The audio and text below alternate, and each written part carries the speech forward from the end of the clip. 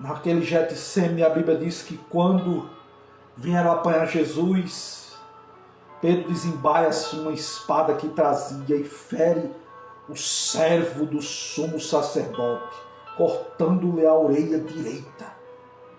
E o nome deste homem era Malco.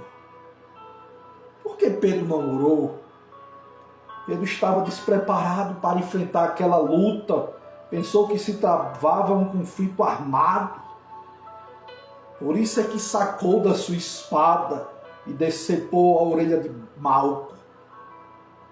Sua valentia era carnal. Pedro estava entrando na batalha errada. Contra pessoas erradas, com as armas erradas, com a motivação errada. Pedro perdeu o controle emocional. Pedro perde o equilíbrio.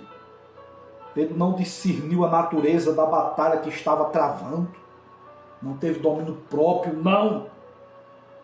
Mas Jesus dá uma ordem naquele lugar. Pedro, põe a tua espada na baía. Oh, glória! Põe a tua espada de volta, Pedro, na bainha. Sem oração, irmãos, não há discernimento. Sem oração não tem poder, não tem vitória. Não é contra a carne, contra o sangue que temos que lutar, não. Mas contra os principados, contra as potestades. É o que a Bíblia diz. Esses inimigos que são invisíveis são reais.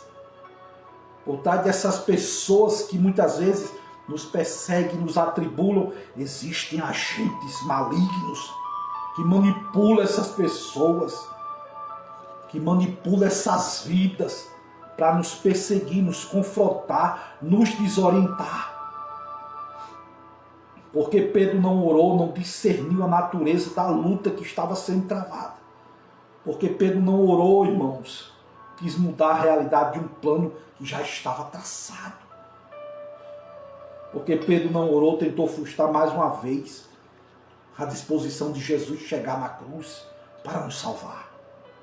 Jesus foi muito enfático, categórico com Pedro, dizendo que se precisasse de ajuda, ele poderia ter rogado ao Pai para enviar mais de 12 legiões de anjos. Sabe quantos anjos eram equivalentes? 72.000 anjos. Jesus disse a Pedro, Pedro poderia rogar ao Pai. Ele poderia mandar 12 legiões de anjos. 72.000 anjos, Pedro. Para acabar com a ação dos inimigos. Mas esse não era o plano.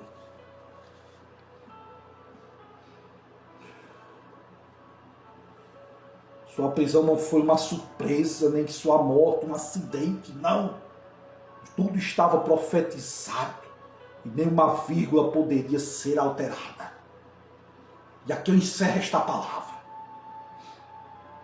Que naquele Getsemane, diante de todas essas coisas que eu falei aqui, que houve, também houve cura.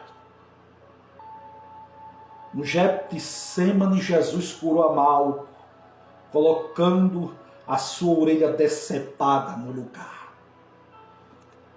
Malco era um homem que não poderia ter defeitos, irmãos, para assumir o sacerdócio.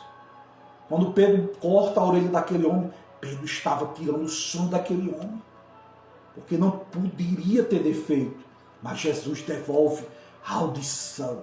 Jesus devolve a orelha, o brilho daquele homem, o sonho de ser sacerdote, de servir a Deus. Se não fosse a intervenção do Mestre, possivelmente teria havido 4 cruzes no Calvário, irmãos, e não 3. Malco poderia ter morrido de uma infecção generalizada. Mas a Bíblia diz, irmãos, que estava profetizado que Jesus teria que estar no meio de 2 ladrões, no meio de 2 seres humanos. E com isso Jesus poupa Pedro, demonstra sua misericórdia ao soldado que estava ali para prender Jesus.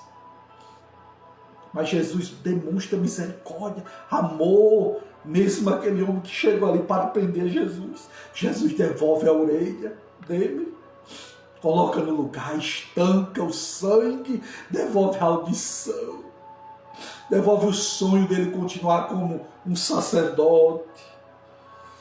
A misericórdia de Cristo, irmãos, é de tal maneira que ele demonstra até mesmo aqueles que ferem ele.